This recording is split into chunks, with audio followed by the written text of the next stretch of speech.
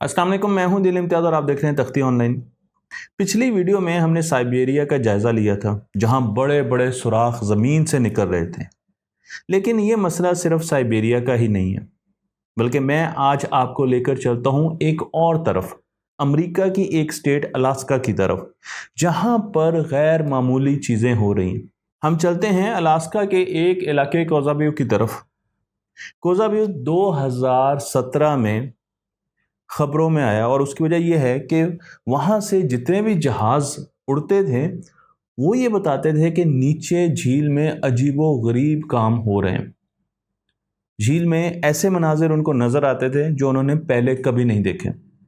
लोग भी ज़रा परेशान होना शुरू हो गए, क्योंकि झील में से ना सिर्फ बुलबुले उठ रहे थे बल्कि झील जमकर बहुत अजीबो गरीब साख की चीज़ें अपने अंदर समोए हुई थी। खैर, जब ऐसे मामलात आते हैं तो साइंसदान तो बीच में आ ही जाते हैं। साइंसदानों की एक टीम को इस इलाके में भेजा गया। मैं आपको यहाँ पर ये इलाका दिखा रहा हूँ, तो आप देख सकते हैं कि आर्कटिक जो रीजन है, जो हमारा पोलर रीजन है, नॉर्थ साइड का ऊपर आर्कटिक रीजन है, इसमें अलास्का भी आता है, अमेरिका की स्टेट है, इसमें कनाडा भी आता है, उसके हिस्से भी आते हैं, रशिया भी आता है और ग्रीनलैंड भी आपको नज़र आ रहा है। और अलास्का के ऊपर इस इलाके की निशानदेही की गई है। खैर जी, साइंसदान वहाँ पर पहुँच गए और उन्होंने देखना शुरू कर दिया कि आखिर नीचे ऐसा क्या हो रहा है। मैं आपको लेकर चलता हूँ एक झील की तरफ। ये झील असीह इसका नाम है और इस झील में अजीबो गरीब चीज़ें सामने आ रही थी।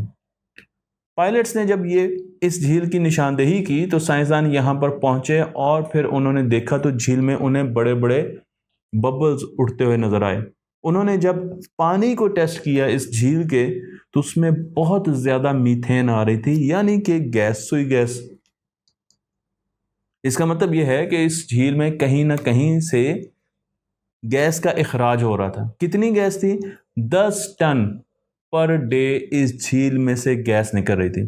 तो इसी टीम ने सोचा कि हम इस झील का एक जायज़ा लेते हैं। उन्होंने अपने सूट्स पहने, स्विम सूट्स, स्कूबा सूट्स पहने और झील की तरफ चल पड़े। मुख्तलिफ जगह पर झील 3 से 5 फीट गहरी थी, बहुत ज़्यादा गहरी झील नहीं थी। लेकिन अचानक उन लोगों को एहसास हुआ कि उनके पाँव के नीचे अब ज़मीन नहीं रही, झील की सतह नहीं रही, बल्कि वो एक बहुत बड़े सुराख के मुंह पर है। अब ये बड़ी खौफनाक सूरत हाल है। मैं तो जब सोचता हूँ तो मैं थोड़ा सा परेशान हो जाता हूँ, घबरा भी जाता हूँ। इस झील के नीचे एक बहुत बड़ा सुराख था। सुराख हमें सिर्फ साइबेरिया में नज़र नहीं आ रहे, बल्कि ये होल 50 फीट का था। इस होल की वजूहात क्या हैं, इसे हम आगे देखेंगे, लेकिन इसी किस्म के होल हमें साइबेरिया में भी मिले। इनमें जो कॉमन चीज़ है वो ये है कि दोनों परमाफ्रॉस्ट के इलाकों में मौजूद हैं। अब आपका सवाल ये होगा कि परमाफ्रॉस्ट क्या होता है? ठंडे इलाकों में जहां पर मैदान भी आपको नज़र आ रहे होते हैं, एक्टिव सरफेस नज़र आ रही होती है, वहां पर मैदानों के नीचे भी बर्फ़ मौजूद होती है। ये इलाके रशिया में, कनाडा में, अलास्का में और आर्कटिक रीजन में मौजूद हैं। वो इलाका, वो मैदान जो कि 2 साल तक 0 डिग्री सेंटीग्रेड से नीचे रहे, उसे परमाफ्रॉस्ट कहते हैं। परमाफ्रॉस्ट सिर्फ आर्कटिक रीजन में ही हमें नज़र नहीं आते, बल्कि पाकिस्तान के नॉर्दर्न एरियाज़ में भी परमाफ्रॉस्ट मौजूद हैं। मैं बात कर रहा हूँ गिलगित बल्तिस्तान की, और उसके साथ अगर हम ग्लेशियर्स की तरफ देखें, हम देओसाई प्लेन्स की तरफ चले जाएं, तो ये सारा इलाका जो कि आपको यहाँ पर तस्वीर में भी दिखा रहे हैं, जिसमें इंडिया का इलाका है, जिसमें चाइना का इलाका है, हिमालयाज़ का, पाकिस्तान का इलाका है, ये सारा का सारा परमाफ्रॉस्ट है। और परमाफ्रॉस्ट गर्मी की वजह से उसमें चेंजेस आ रही हैं। तो ये चेंजेस सिर्फ आर्कटिक रीजन को ही अफेक्ट नहीं करेंगी, बल्कि ये चेंजेस हमारे शुमाली इलाकों पर भी असर अंदाज होंगी। जब टेम्परेचर आहिस्ता आहिस्ता बढ़ता है तो परमाफ्रॉस्ट पिघलना शुरू कर देता है। ये परमाफ्रॉस्ट लाखों सालों से ज़मीन पर मौजूद है। इस लेयर के पिघलने से बहुत से ख़तरे हमारी ज़िंदगियों को और इस ज़मीन को हो सकते हैं। मैं इन तमाम वीडियोस में आपको इन्हीं ख़तरों से आगाह करने जा रहा हूँ। तो चलते हैं हम एक ख़तरे की तरफ, जिसका नाम है झूमता जंगल। اب نام سن کر تو آپ بڑے خوش ہوں گے کہ جھومتا جنگل، یہ تو بڑا مزے کا نام ہے، ایسے لگ رہا ہے پرانے زمانے کی کوئی کہانی پڑھ رہے ہیں. لیکن یہ جنگل الاسکا کے ہی علاقے میں ہے، اسے ٹاؤن آف فاکس کہا جاتا ہے. اس جنگل کی بات خاص یہ ہے کہ اگر آپ اس جنگل میں چلے جائیں تو کوئی درخت آپ کو سیدھا نہیں نظر آئے گا، کوئی اس طرف کو ہے، کوئی اس طرف کو ہے.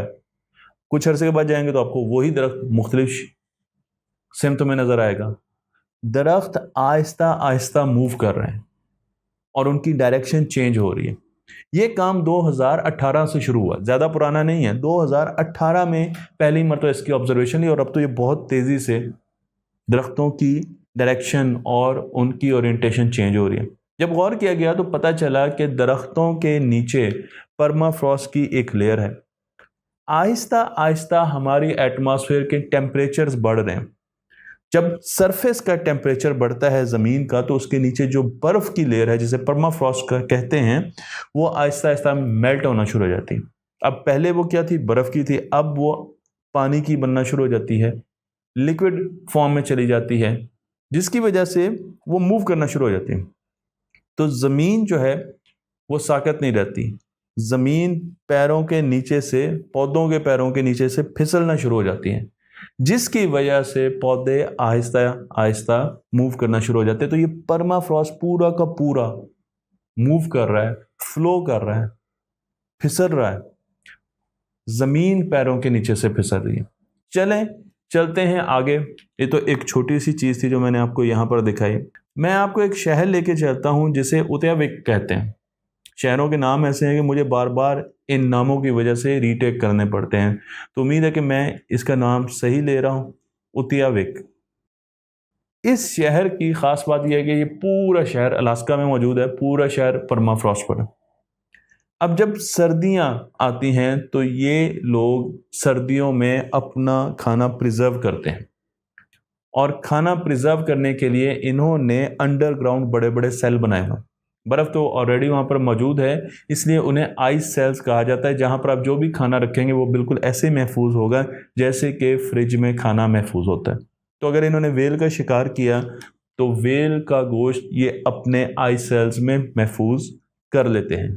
لیکن گلوبل وارمنگ کی وجہ سے آہستہ آہستہ اب ان کے آئس سیلز کی پرفارمنس، ایفیشنسی وہ نہیں رہی جو پہلے ہوتی تھی. اب یہاں پر کھانا زیادہ عرصہ محفوظ نہیں رہتا. میں آپ کو یہاں پر ان کے آئس سیلز کی تصاویر بھی دکھا رہا ہوں کیونکہ ان کے ٹیمپریچر آہستہ آہستہ بڑھنا شروع ہو گئے. اور جب ان کے ٹیمپریچر آہستہ آہستہ بڑھنا شروع ہو جاتے ہیں تو کھانا محفوظ نہیں رہ سکتا. لیکن اس کے ساتھ ساتھ پرمافراسٹ کے پگھلنے کی وجہ سے انہیں ایک اور بڑی مشکل کا سامنا ہے. جب سمندر کی لہریں آ کر ساحل سے ٹکراتی ہیں تو وہاں پر برف کی ایک لیئر ہوتی تھی جسے ہم پرمافراسٹ کہتے ہیں، اور وہ پانی کو زمین کی طرف آنے سے روکتی تھی، ایک بیریئر کا رول ادا کرتی تھی. لیکن اس برف کے پگھلنے کی وجہ سے اب پانی سیدھا ساحل کی طرف آتا ہے اور وہ زمین کو آہستہ آہستہ کھا رہا ہے، ایروڈ کر رہا ہے. پانی سمندر بڑھتا جا رہا ہے اور خشکی آہستہ آہستہ پیچھے جا رہی ہے. اس کا ایک طریقہ تو انہوں نے یہ ڈھونڈا کہ انہوں نے بڑی بڑی بوریاں ریت سے بھر کر، مختلف چیزوں سے بھر کر ساحلوں پر رکھ دی. آپ یہاں پر بھی دیکھ سکتے ہیں، تاکہ پانی آ کر ان بوریوں سے ٹکرائے اور پھر ادھر ہی رہ جائے، خشکی آہستہ آہستہ پانی کے اندر نہ چلی جائے. لیکن یہ سلسلہ زیادہ عرصے تک نہیں چل سکے گا. ہمارے ملک میں بھی جہاں پر ایروژن ہو رہی ہے، یہ بڑا اچھا طریقہ ہے. مجھے یہ بڑا اچھا لگا کہ ہم وہاں پر اس قسم کی بوریاں بھر کر پروٹیکشن کے لیے، ساحل کے پروٹیکشن کے لیے رکھ سکتے ہیں. لیکن جیسے جیسے ٹیمپریچر بڑھے گا، سمندروں کے لیول بڑھیں گے اور پانی خشکی کی طرف آئے گا. ایک سٹڈی کے مطابق اگلے 100 سالوں میں، اگلی صدی تک 30 سے لے کر 70% پرمافراسٹ پگھل چکا ہوگا. تو آرکٹک کی جتنی کمیونٹی ہے وہ تو خطرے میں ہے ہی ہے، لیکن جب وہاں پر اتنا زیادہ پرمافراسٹ پگھلے گا تو ایک تو زمین پر بہت عجیب و غریب قسم کی بلائیں آئیں گی، سائنٹیفک بلائیں آئیں گی جو کہ ہم نے پہلے نہیں دیکھی ہوں گی، جس طریقے سے ہم یہاں پر ڈسکس کر رہے ہیں.